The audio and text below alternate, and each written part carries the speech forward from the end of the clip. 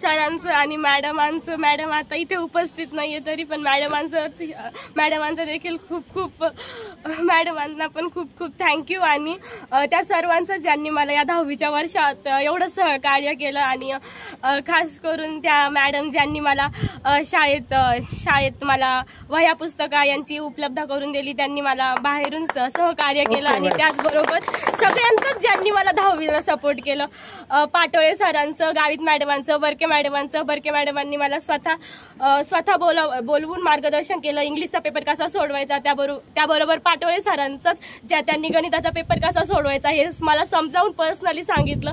त्याबरोबर गावित मॅडमांनी मला एकदा पत्र माझं 4 वेळा चुकलं, पण मला घडी लिहायला लावलं. त्यामुळे मला हिंदीत फक्त 94 मार्क पडले हिंदीत. आणि फक्त खंत याची की इंग्लिशमध्ये मला बर्के मॅडमांनी म्हटलं होतं तुला 91 नाही तर 90 पडायला हवं, पण इंग्लिशमध्ये मला फक्त 80 मार्क पडले. त्याची चांगले.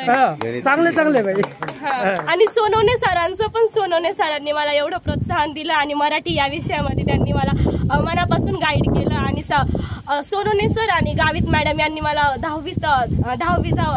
10वीचं वर्ष सुरू असताना सुद्धा त्यांनी माझ्यासाठी वक्तृत्व स्पर्धा आणल्या, आणि त्या वक्तृत्व स्पर्धेत पण मी यश मिळवलं, आणि वक्तृत्व स्पर्धा पण शाळेसाठी गाजवला. खरं तर पूर्ण महाराष्ट्र हायस्कूलचंच खूप अभिनंदन आणि खूप थँक्यू. आणि प्रिन्सिपल सरांचं खास करून त्यांनी मला नेहमीच मार्गदर्शन करत आले, नेहमीच मला पर्सनली गाईड करत आले. त्यावर घरटे सरांचं ही अगदी मनापासून आभार. महाराष्ट्र हायस्कूल सोबत माझ्या सगळ्या उपस्थित असलेल्या सगळ्या माझ्या कुटुंबजनांचंही आभार.